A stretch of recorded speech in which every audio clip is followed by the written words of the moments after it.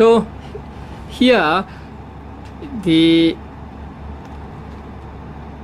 aggregates that are object of clinging means aggregates that can be the object of clinging, that we can cling to. So here Buddha said, all 5 aggregates that are the object of clinging are dukkha, suffering. Now here, it is not easy to understand or to accept this statement, because sometimes we enjoy ourselves. You enjoy good food, good companionship, or sometimes you may go to a show and enjoy, and you are happy at that time, right? Are you suffering, or you are happy when you are watching a show you like, or you are listening to a song you like? Huh? You are happy, right? Yeah. But according to the Buddha, you are suffering even at that time. Can you accept that? No? So according to the Buddha, you are still suffering at that time, although you are happy, although you are enjoying yourself, because Buddha said even the jhanas. Now when you are in the state of jhana, you are very happy. There is almost no suffering of the kind people know. But even the jhanas Buddha described as suffering. Now the immaterial jhanas are the highest of the jhanas. So when you get the immaterial jhana, you experience the highest form of the mundane happiness. But even Buddha describes them as suffering. Why? Why are they said to be suffering, or why are they called suffering by the Buddha? Now, there is a key. You must understand this. Buddha said, whatever is impermanent is suffering. Now we must understand this clearly. Whatever is impermanent is suffering. So if you want to know whether a thing is suffering or not, try to find out whether it is impermanent or not.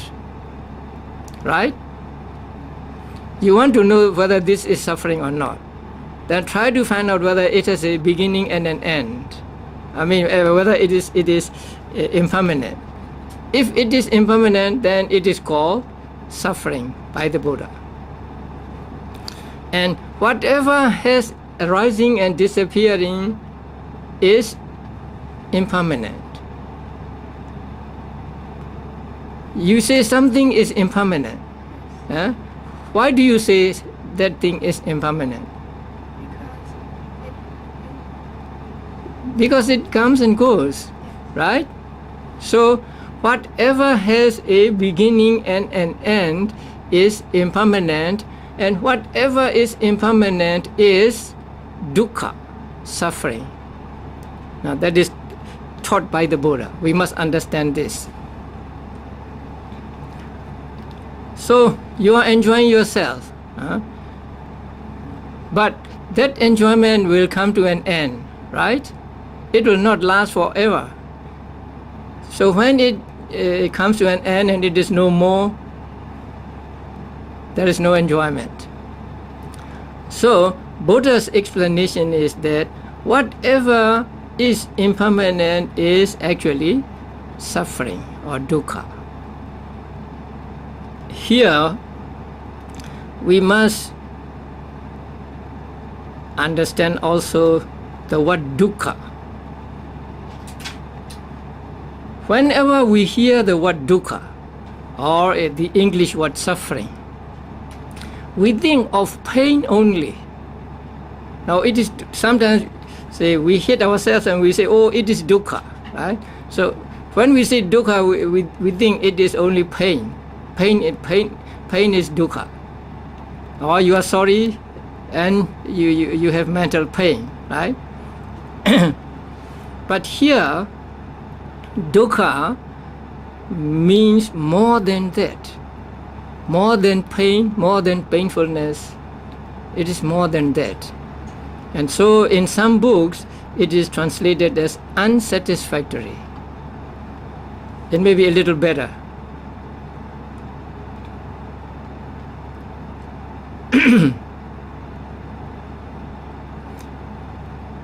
The explanation given in the commentaries is that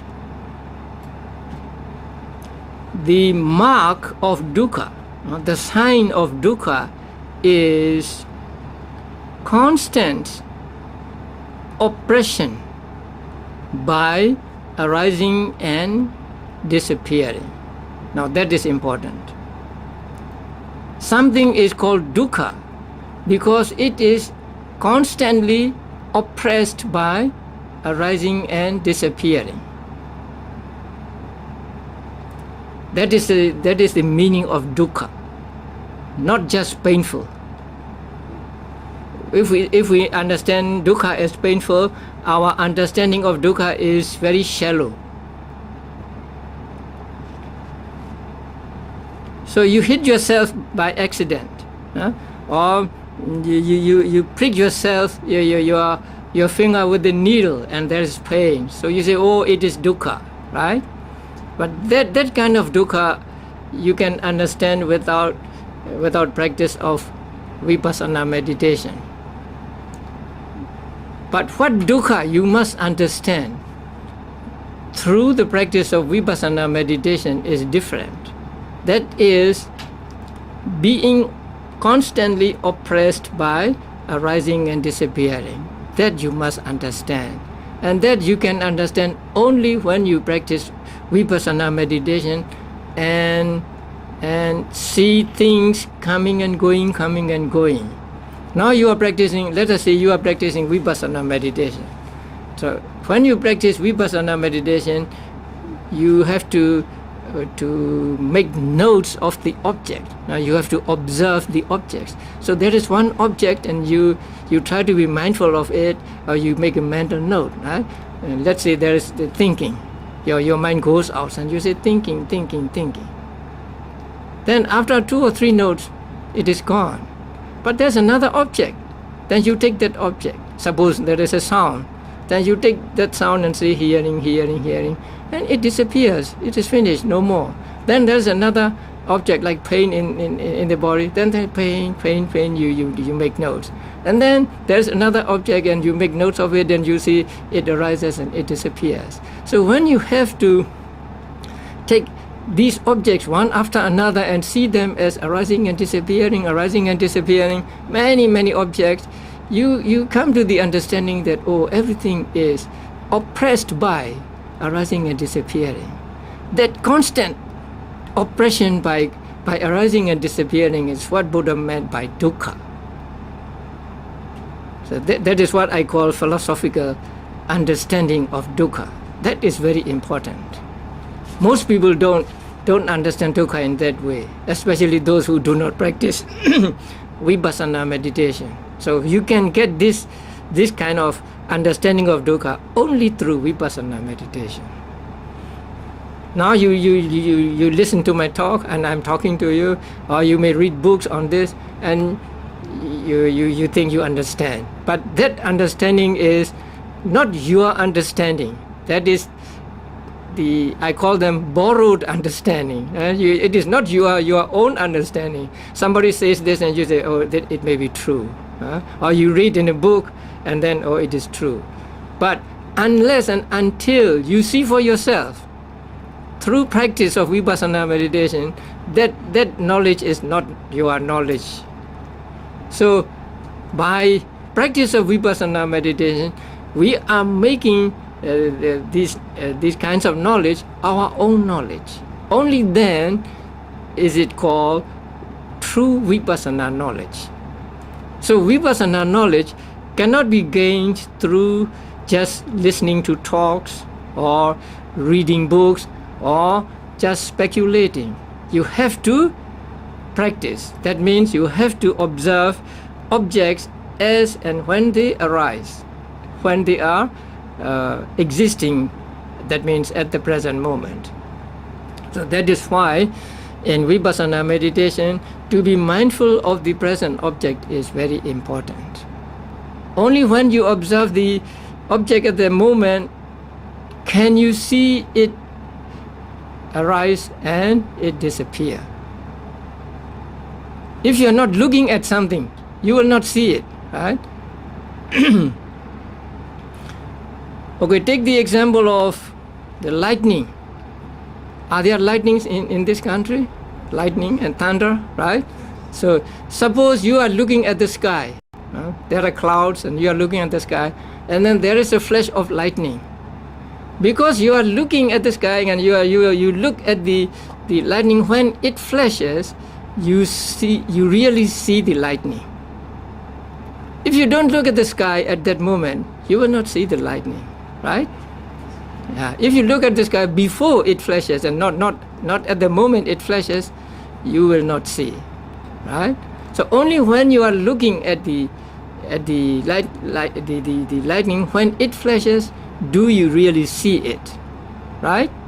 In the same way, only when the object is present and you are observing it or making notes as seeing or whatever, do you really see it? Otherwise you don't see. So that is why it is very important that you make notes of or you observe the object at the moment. So here, every object you watch through Vipassana meditation, you know that every object comes and goes, and so there is a sense of being oppressed by something, and that something is arising and disappearing. So that is very important. So we must understand the dukkha on this philosophical level also. Only then will our understanding of dukkha be complete. Otherwise, our understanding of dukkha may be shallow and not enough to push us to getting wearied with mind and matter. So getting wearied with mind and matter is a very important stage in Vipassana meditation. Now here, this kind of understanding is not explained in the commentary. In the commentary, what is explained is, because these five aggregates are also the basis for dukkha, they are also called dukkha. That is also easy to understand. Because you have these five aggregates, because you have this body, you will suffer old age, you will suffer disease, you will suffer death, and then you will suffer sorrow, lamentation, and so on, so long as you have this body, right? So this body is also said to be dukkha. So that also is not so difficult to understand. But the other thing, to see the constant oppression by arising and disappearing is important, and that you see only through Vipassana meditation. So this is the understanding of dukkha. Now you can understand that only through Vipassana meditation can you really understand the noble truth of suffering, right? If you do not practice Vipassana, you may be able to talk about dukkha, but that is not deep understanding of the dukkha. So that is why we need to practice Vipassana to understand the first noble truth, the noble truth of suffering. Now sometimes people say, oh, I'm very wearied with my life because I'm suffering, I have the chronic diseases, or I met with failure and so on. But these people don't really understand dukkha. Right? Do you think they really understand dukkha? Their understanding of dukkha is very shallow, right? Because they are in one or another way of suffering, and so they They think it is suffering. What if they are prosperous and if they are healthy and so on? Will they understand dukkha? No. If they don't practice, they will not understand, right? So it is only through vipassana practice that you can really understand the noble truth of suffering.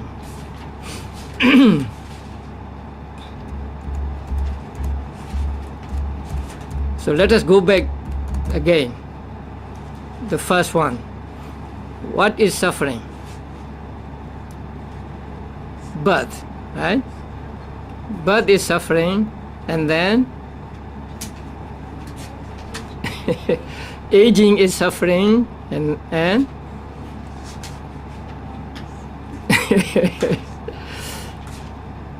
death is suffering. And sorrow, lamentation, pain, grief, despair are suffering, and then association with the unloved is suffering. Separation from the love is suffering. Not to get what one wants is suffering.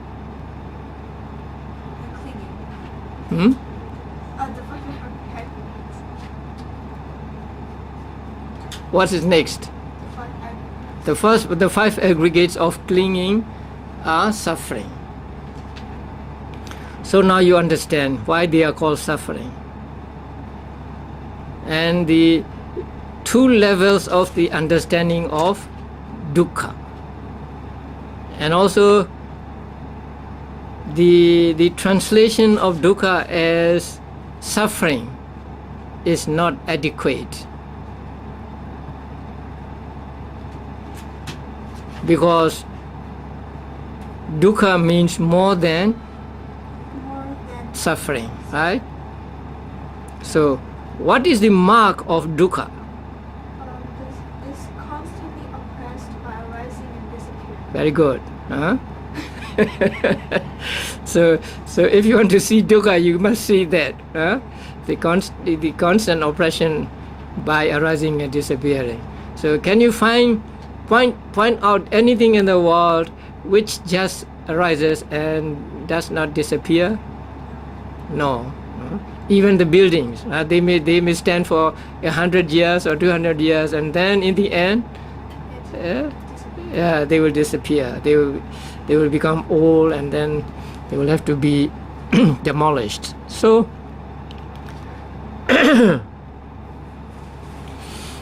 there is not a single thing in the world that has only the beginning and not the end. Since everything has beginning and an end, we say everything is oppressed by the arising and disappearing. So there is no gap between the arising and disappearing. No break. That is why they say constant oppression by arising and disappearing. Now here, in passing, I want to tell you about the word sankhara. Are you familiar with the word sankhara? Maybe in some of my talks I may have explained it. You want to hear it again? Now, whenever you find the word sankhara in Pali, you should be very careful, because it can mean 2 things. One is opposite of the other. So sankhara can mean something that produces, and it can also mean something that is produced. So the first meaning is the active meaning, and the second is passive meaning. So both the producer and what is produced can be called sankhara in Pali. And that makes the understanding of the word sankhara more difficult. Because whenever you find the word sankhara, you have to find out. You have to know in what sense it is used, whether it is used in the active sense or in the passive sense. And that is why also the word sankhara cannot be translated by just one word or just one or a group of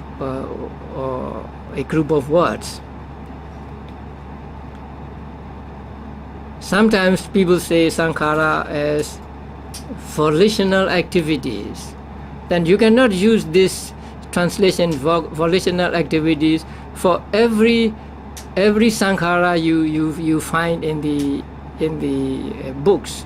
Sometimes sankhara means something that produces, and sometimes it means something that is produced. So you should understand what meaning is required in a given context. Now, if you're familiar with the dependent origination, there is a saying, avijja paccaya sankhara. Dependent upon avijja, ignorance, sankharas arise. That is one sentence in dependent origination. So you find the word sankhara there. The word sankhara there should be understood in the active sense. Sankhara means those that produce some other thing. So there the sankhara means karma. Avijja paccaya sankhara. Because there is ignorance, we do kusala karma or akusala karma. We do good deeds or bad deeds because we have ignorance. But sabbe sankhara anicca. Now that is another saying. Sabbe sankhara anicca. All sankharas are impermanent. Now in that sentence, sankhara is to be understood in the passive sense. Here all sankhara means all those that are produced or that are conditioned. So all those that are conditioned are impermanent. So there you cannot translate sankhara as volitional activities. If you translate the sankhara there as volitional activities, you are wrong. So you have to be very careful about the word sankhara. And then there is the word sankhara khanda. Among the five aggregates, the fourth aggregate is called sankhara aggregate. So there also the word sankhara is to be understood in the active sense. Something that produces or that conditions. And in Pali, the word sankhara is used in plural, or almost always in plural. Now, the five aggregates. The first aggregate is rupa aggregate.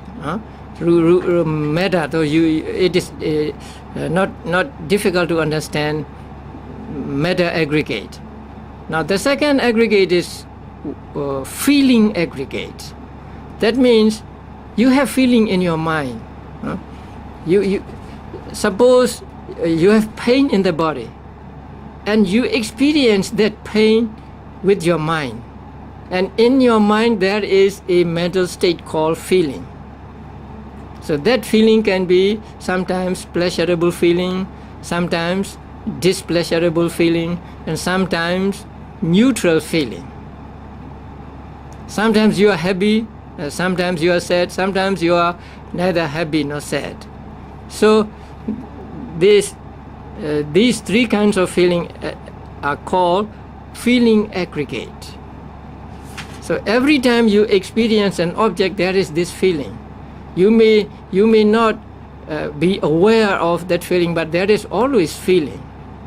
So when you see something, you may see it with pleasurable feeling, or you may see it with displeasurable feeling, or sometimes you may see it with neutral feeling. So there are at least these three kinds of feeling, and they are called feeling aggregates. And then the next one is perception. Now that is difficult to understand. Now what is perception? What is perception? So here the word sanya, now in the Pali word sanya means making a mark.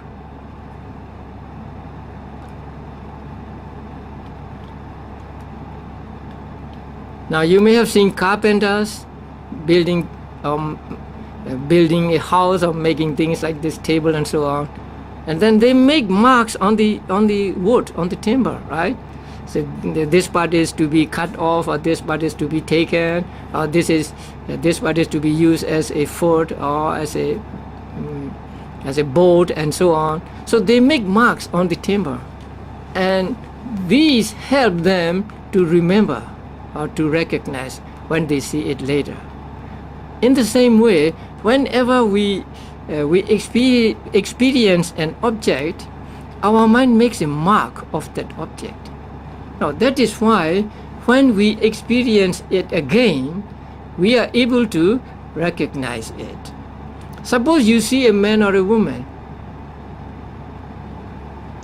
You may not know, or you may not be aware that your mind has made a mark of that person, but your mind has made a mark, and so when you see him or her later, you recognize that person, or it is he or it is she that I saw a few days ago or a month ago, and so on. So that kind of making mark is what is called sanya, perception aggregate. And that sanya can be a correct sanya or incorrect or wrong sanya. And on that sanya, we base our actions. That is why it is important to get a correct sanya with regard to the objects we observe. Sometimes, let's say in the evening when it is a little dark, you see a robe, and then you think it is a snake, right? That means you have made the wrong sanya there. So you think it is a snake, and you may shout and you may run away from it. You are very afraid because you think it is a snake, right? But it is not really a snake. It is a robe. But you have made a wrong sanya. Your mind has made a wrong sanya, and so you act accordingly. So it is important that we need to have right sanya. So that sanya is translated as in English as perception. So whenever you find the word perception aggregate, please understand that it means making a mark for recognition later. And then sankhara aggregate. Now sankhara aggregate means a group of mental states headed by volition. You know the word, volition, right? Volition is the translation of the Pali word cetana. It is a mental state that encourages you to do something, that pushes you to do something. So that mental state is called volition or cetana, and it is present with every type of consciousness.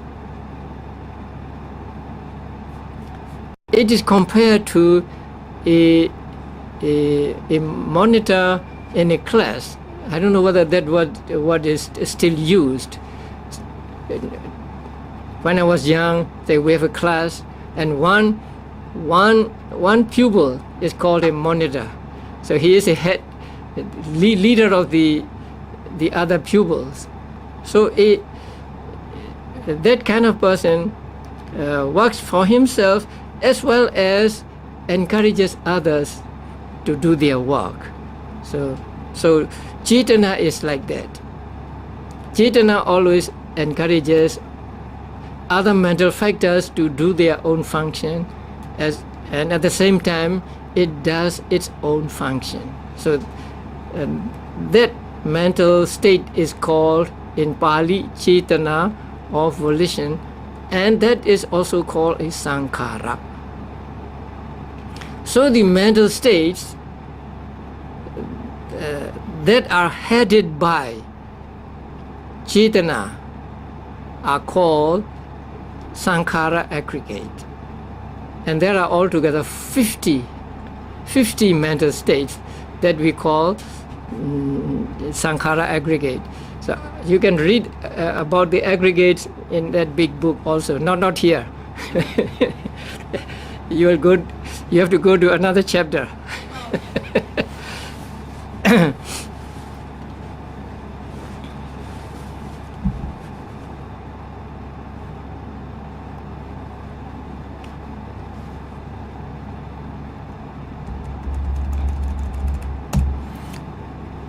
So the last one is called consciousness aggregate.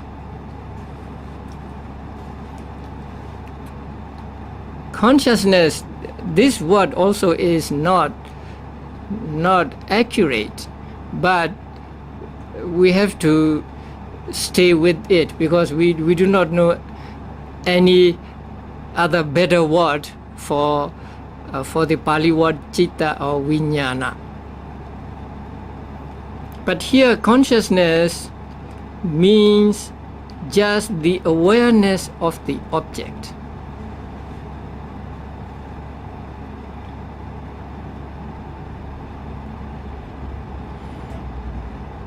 And it is said that consciousness is always with us, all through our lives.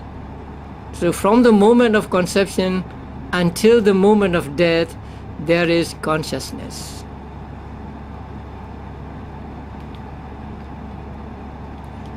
Now, when a person has fainted, you say this person is unconscious. Sometimes people become unconscious in an accident or when they have disease, right? Although they are said to be unconscious according to popular usage, according to Abhidhamma, they are with consciousness even when they are said to be unconscious.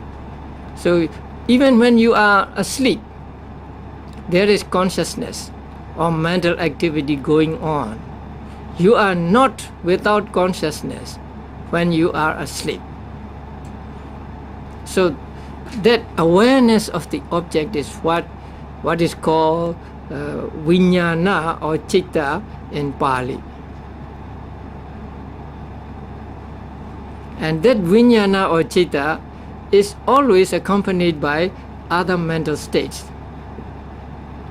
The feeling mental state, perception mental state, and sankhara mental states. So consciousness is always accompanied by the other mental states. So in one experience of seeing, we can see all 5 aggregates. So when you see something, the something you see is meta aggregate, right? Suppose you see a flower. The flower you see is meta aggregate. And you have the eyes. So the eyes are also, what are the eyes? Mind or meta? Meta. So the eyes are also meta. And then you see the rose, and there is a seeing in your mind. That seeing is consciousness aggregate. And while you see the rose, you may have the feeling, pleasurable feeling, or maybe unpleasurable feeling if you don't like roses, or neutral feeling. So there is a feeling also when you see the rose. And along with it, your mind makes a mark of that rose. Oh, this is a rose, or something like that. And also, there are other mental states arising with that consciousness regarding the rose. Say the Chetana encouraging or telling other mental states do their own function and so on. Let us say you like the rose and you are attached to it, so there is attachment. Or you don't like it and you have dosa, you have anger or ill will for the rose, and so there is dosa. So all these are called sankhara aggregates. So in one experience of seeing, we can understand these 5 aggregates. So actually, in order to understand the 5 aggregates, you don't have to go to a book. You find all 5 aggregates in yourself. So at every moment of seeing, hearing, and so on, there are all these 5 aggregates going on and on. So these are the 5 aggregates. Now you understand the 5 aggregates? You remember them? Okay. Number 1 aggregate,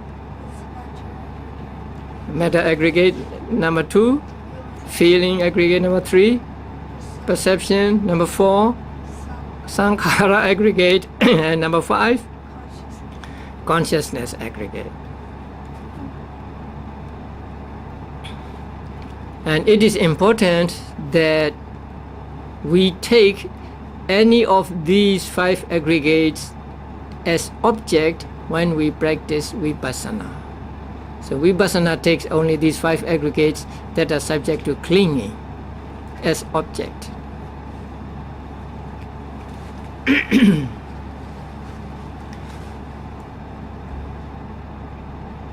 So now we come to the end of dukkha, or